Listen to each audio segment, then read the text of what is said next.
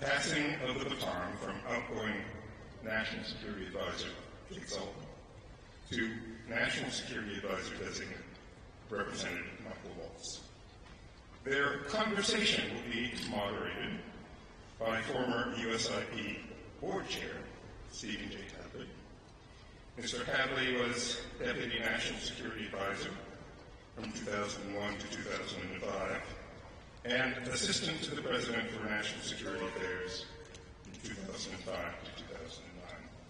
He currently serves on the boards of several organizations, including the Atlantic Council and the Council on Foreign Affairs. May I invite Mr. Hadley, Mr. Sullivan, Mr. Waltz to the podium, to the stage.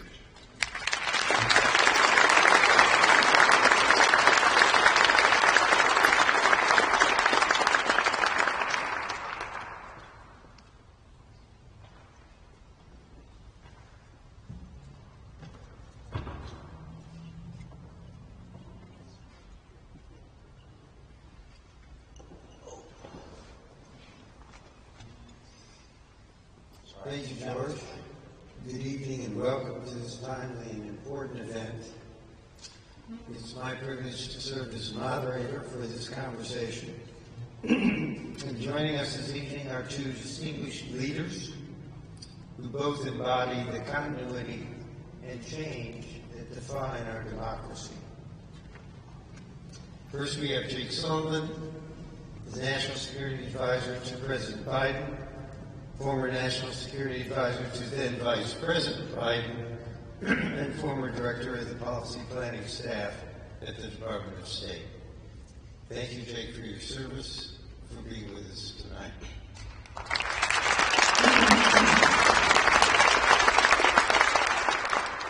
And second, we are honored to welcome Representative Mike Waltz, the incoming National Security Advisor to President-elect Trump, a member of Congress representing Florida's 6th Congressional District, and a combat-decorated U.S. Army Green Beret. Thank you for your service, Mike, for being here as well.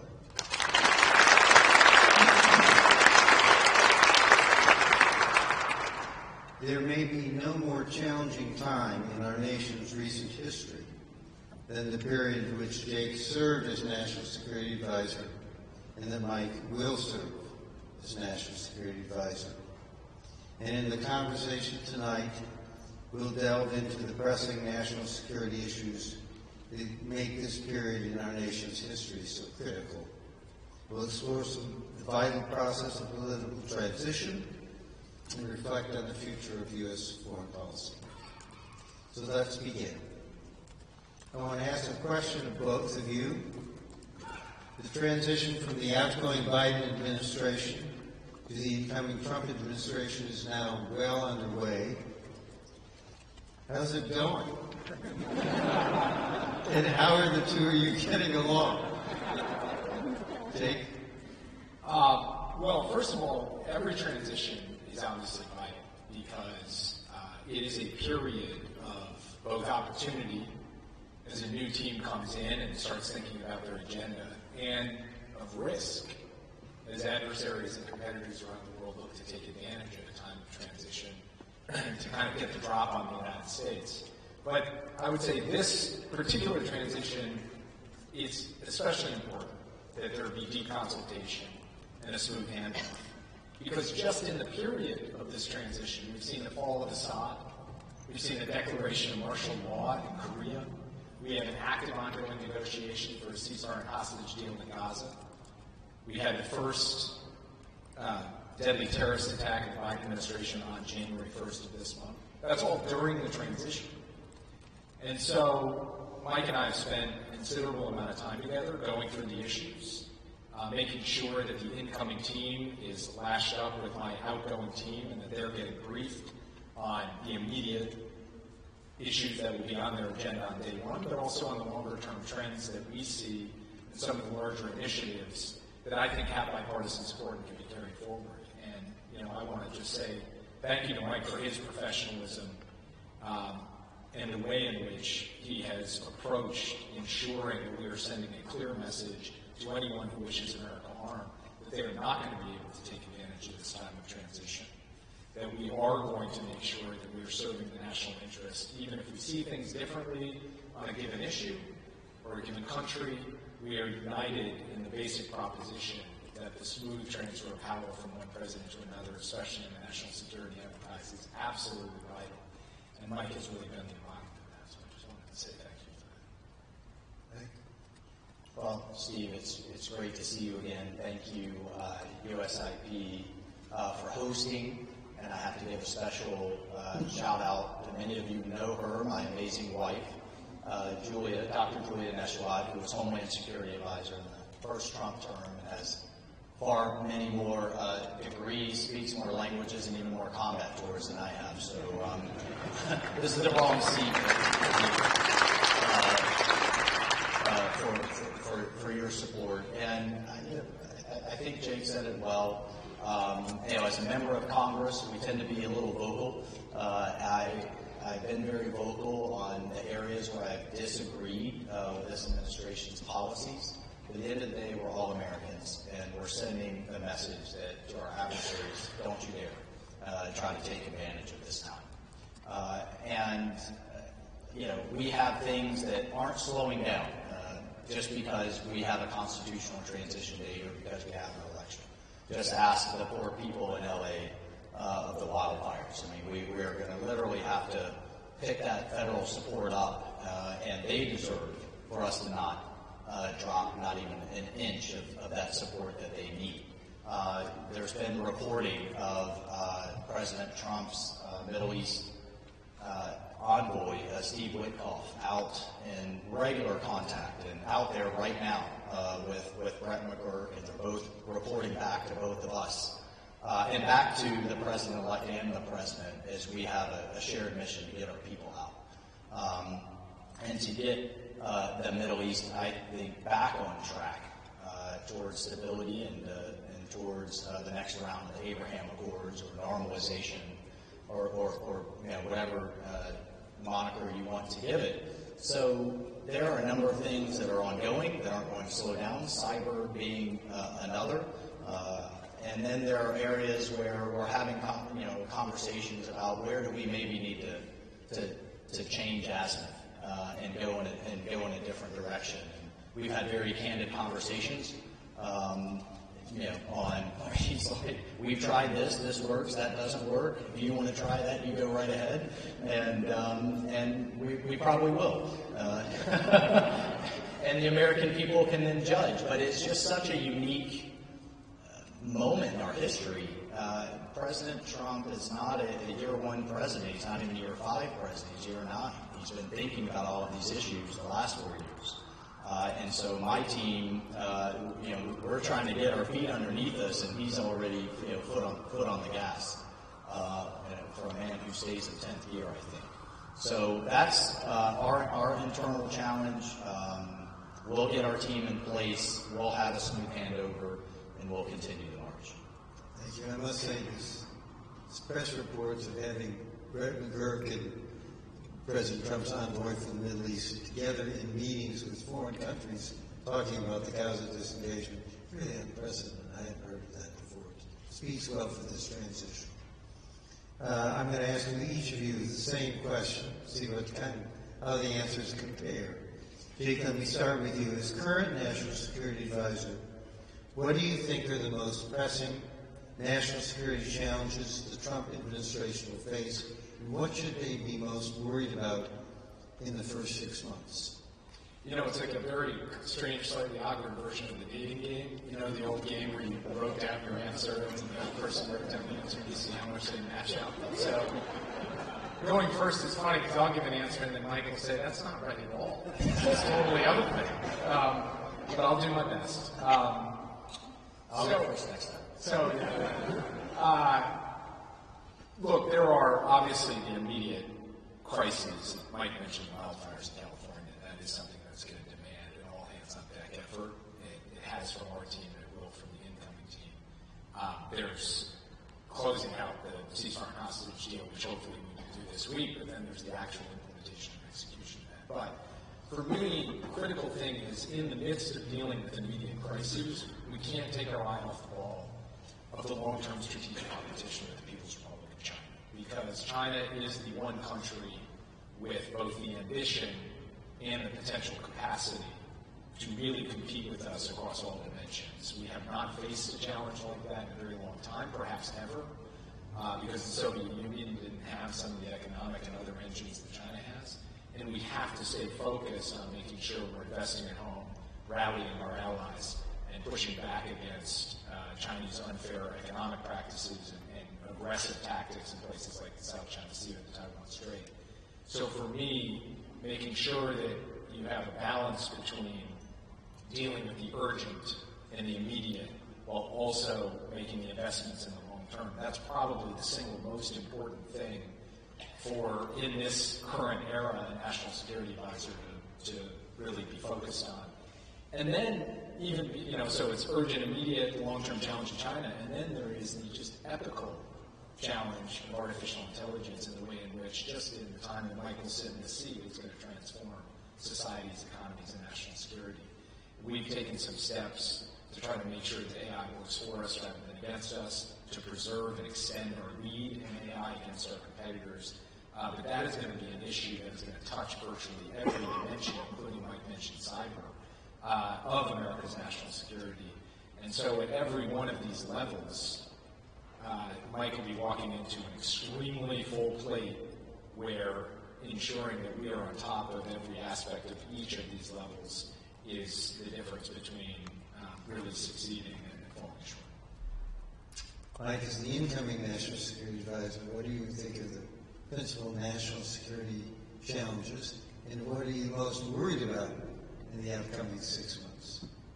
Well, the most immediate, aside from the natural disaster that we're dealing with, I think, is our southern border, and the open nature of it is just unacceptable. In my view, and I certainly think loud and clear in the President-elect's view. So you're going to see a lot of action to close the border, to go back to the policies that we believe are working, whether that's remain in Mexico or working with the Mexicans to fortify their southern border. But we just cannot sustain the millions of people that have come across. We were fortunate that we intercepted a plot of 8 ISIS terrorists that were scouring sites in 3 cities. Unfortunately, we were hit with inspired attacks. We were literally talking about this today, that ISIS reinvigorating to try to inspire individuals inside the United States. With over 100,000 Americans dying per year of fentanyl, we have to get our arms around that crisis. And if you haven't watched the news, the President-elect is very focused on the Western Hemisphere these days. And so some of these things, I think, have gone on, frankly, for quite some time across multiple administrations. I can't tell you how many hearings I've sat in with the generals in charge of Southern Command, ringing the alarm bells about Chinese influence in in South America and Latin America. Well, we're going to take steps to take that on. We are all wringing our hands in Congress about supply chains and the fact that we have such dependencies on not just another country, but our greatest adversary, in that China produces 90% of our pharmaceuticals, responsible for over half of the critical minerals.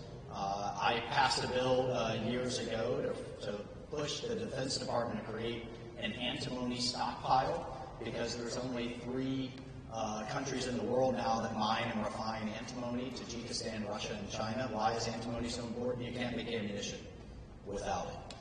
And so that is going to be really a whole of government effort in terms of permitting, in terms of mining, in terms of refining, but really looking at the Western Hemisphere as a source of energy, the critical minerals, the food supply that we absolutely need. So that's, as Jake knows, as you know, pulling all of that together across the interagency will be quite a challenge.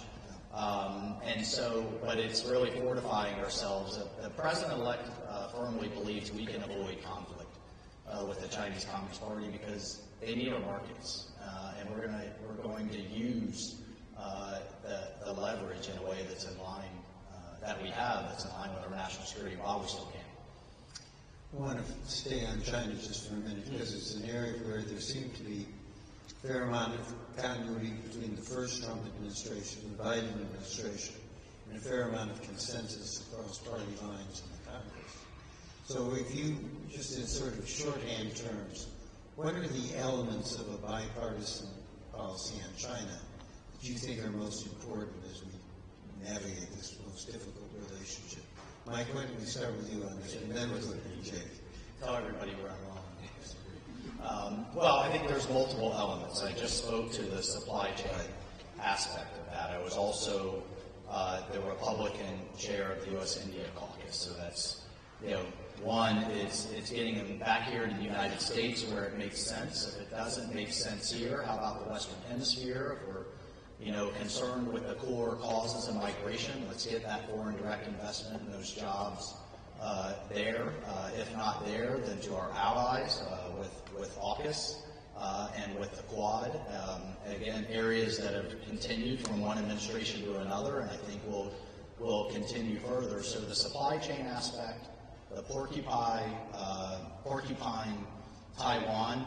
We have over a $20 billion backlog of things that they paid for and that we need to work hard to free up and have them get what they paid for as a deterrent measure. And then thirdly, to really continue to reinforce those partnerships and those alliances. Where I certainly give this administration some credit is the trilateral dialogue between South Korea, the United States and Japan, and then also between the United States, Japan, and the Philippines, really helping those countries and those governments overcome historic animosities with a shared vision of a free and open Indo-Pacific.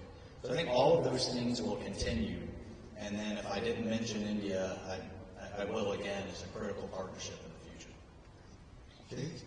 Actually, I was just in India last week, and they loved you there as a co-chair of the India caucus. They love the India caucus, and they're excited to have you come on board.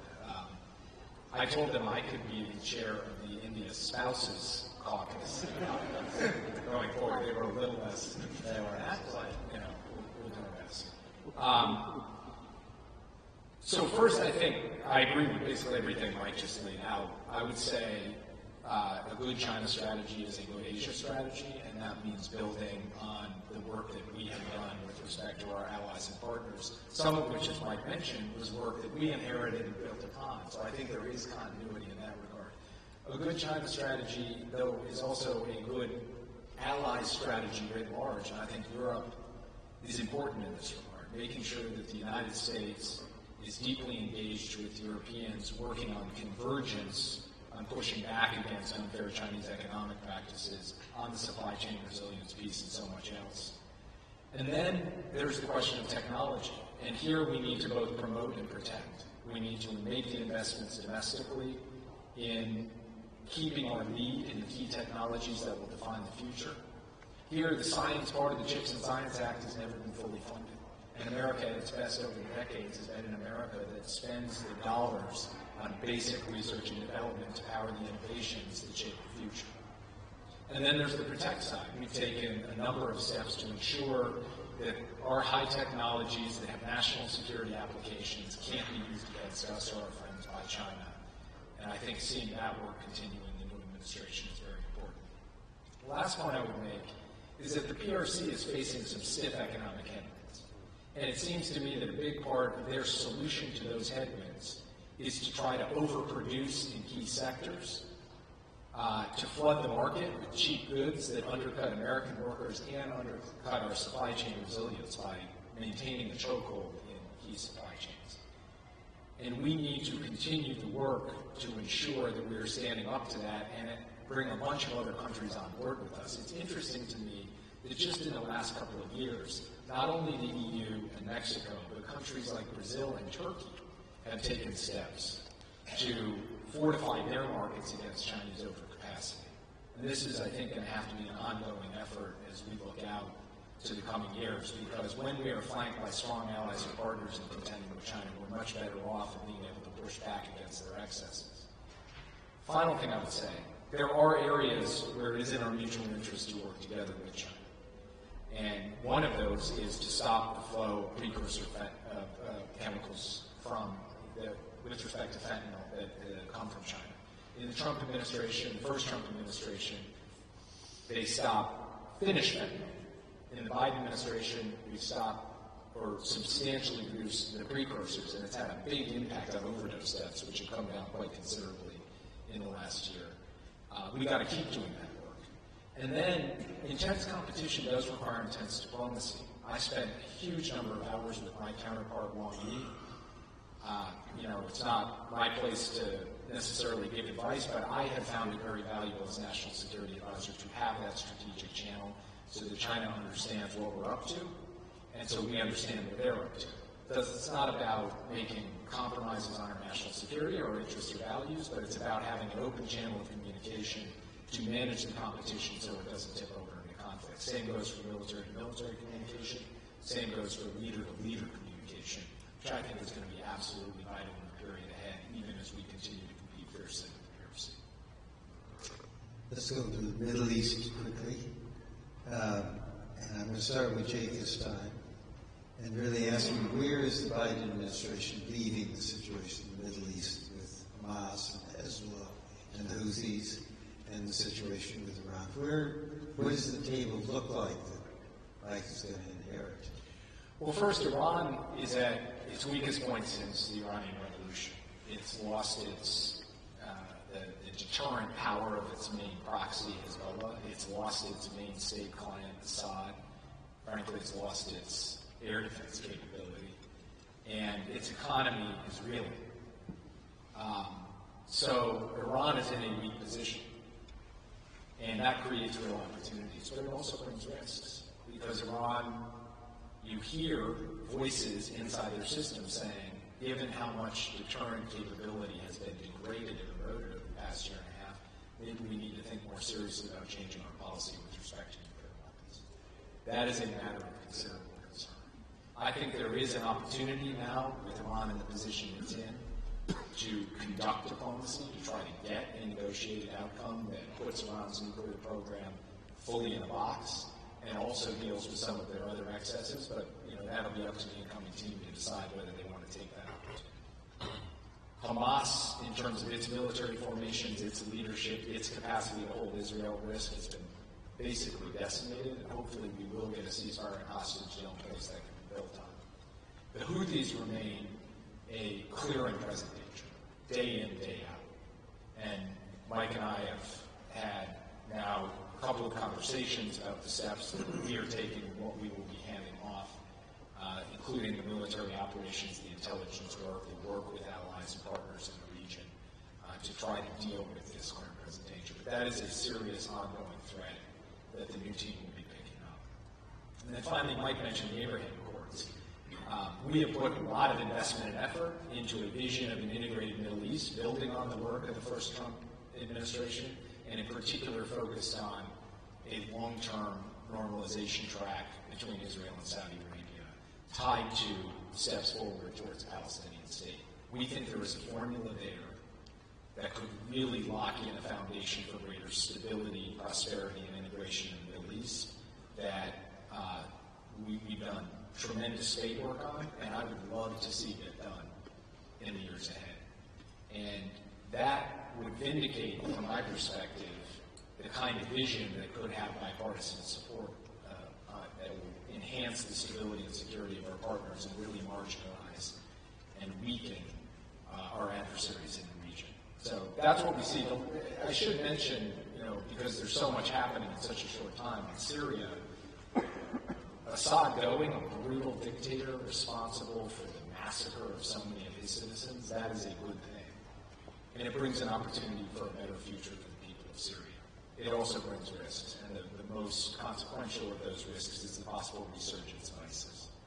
We have, in this transition period, really intensified the military tempo of our campaign against ISIS so that they cannot reconstitute in a serious way. That is going to be ongoing work, and that too is something the incoming administration So, Mike, what do you think are the opportunities that menu that Jake has laid out for the Trump administration out in the Middle East? What do you think your priorities will be? Well, we have a number of opportunities now. I think there's been some incredibly bold leadership on the part of the Israelis and Prime Minister Netanyahu. Look, the movie is going to be made about the pager and walkie-talkie operation, which I think is one of the most bold and incredible covert operations in modern history. I mean, if you just think just a short time ago, the thought, I mean, this has been going on for quite some time, the thought of taking out Nasrallah was seen as provocative, it was escalatory, can't be done, that'll kick off that sword of Damocles that was hanging over Israel's head. It's gone. Between the pager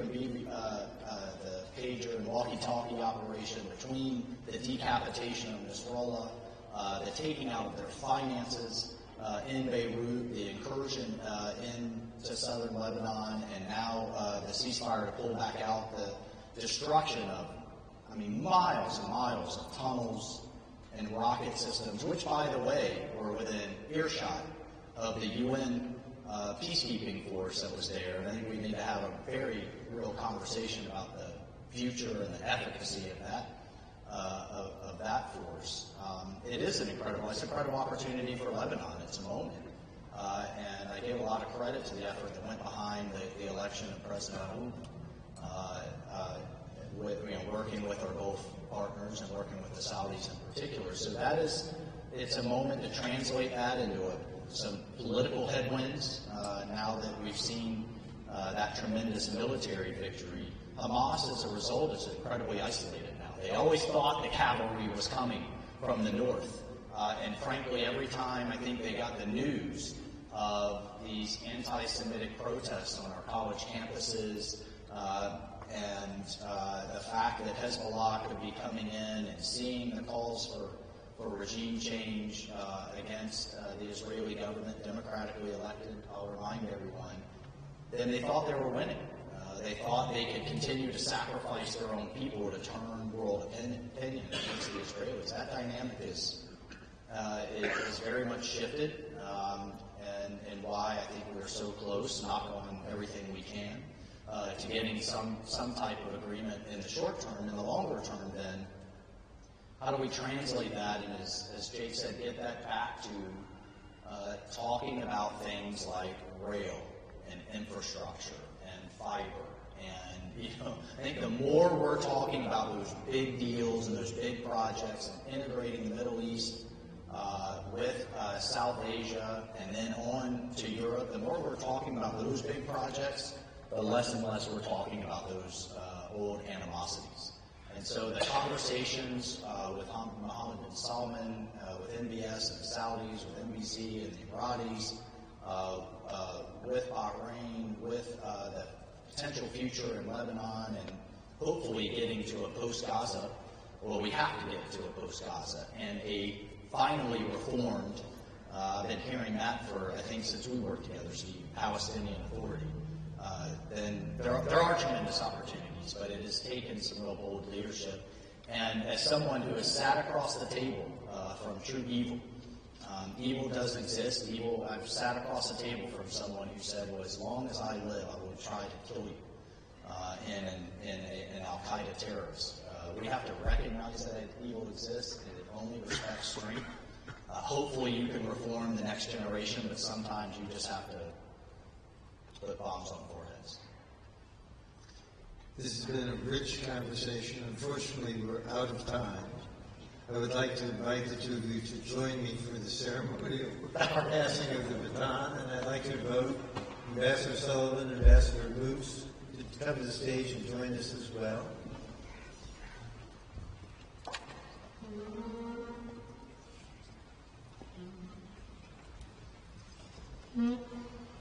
Everyone wondered what it would look like. Here it is.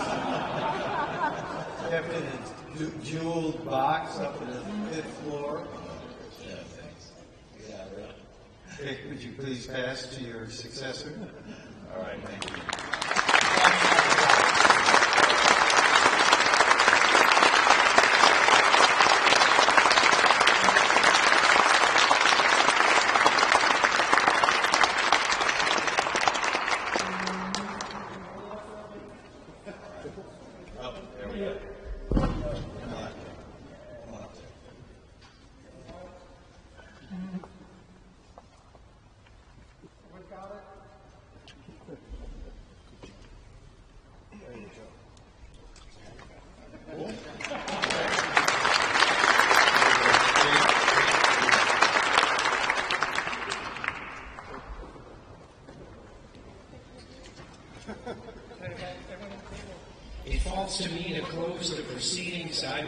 brief for those brave souls who have been with us all day. It's been a very productive day, but a long one, so I'll keep this brief.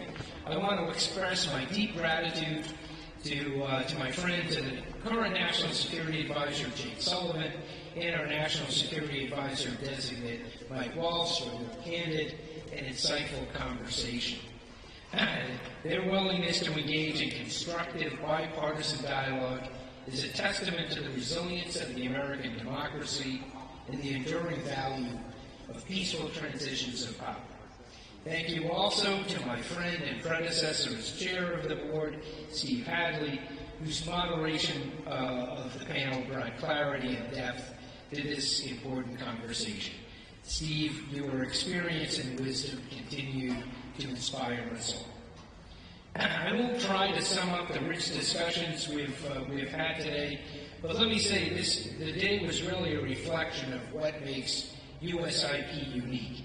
Its ability to convene diverse voices and focus on the critical mission of advancing peace and security together. This afternoon's discussions really underscored for me the urgency of this mission in our turbulent world, as well as the importance of working together. And I hope that you will also leave here with the conviction that we do need to pull together as a nation over the next 4 years, given the complexity of the challenges that we've heard so much about today. I'll conclude with several well-deserved thank yous. First, I want to thank you, our distinguished guests, partners, audience members, for joining us. It's been a great day with a rich discussion, so thank you for being a part of it. Thank you to those who have stuck it out through the whole day. Your dedication to promoting peace and security amplifies the impact of this work and strengthens the mission we serve. Thank you to Deloitte, with honor, and Catherine and Rafiq Bizri, members of our International Advisory Council, for your generous support. Thank you to the American Enterprise Institute, the Atlantic Council, the Carnegie Endowment for International Peace, the Center for American Progress, and the Heritage Foundation. And to our media partners, the Wall Street Journal and Sirius XM. I would also like to express my heartfelt gratitude to the USIP team, who have worked diligently for months and poured their hearts and souls into pulling this event together seamlessly, including last-minute changes that were accommodated with grace and flexibility. So the team here at USIP really did a fantastic job. Can we give them a round of applause?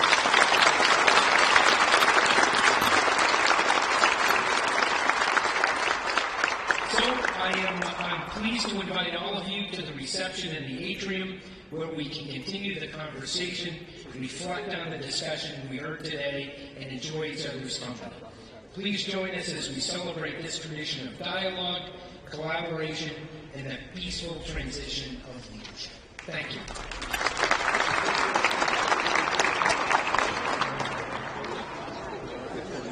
Distinguished guests, this concludes our program. We invite you to join us for a cocktail reception in the Jacqueline and Mark Leland Atrium.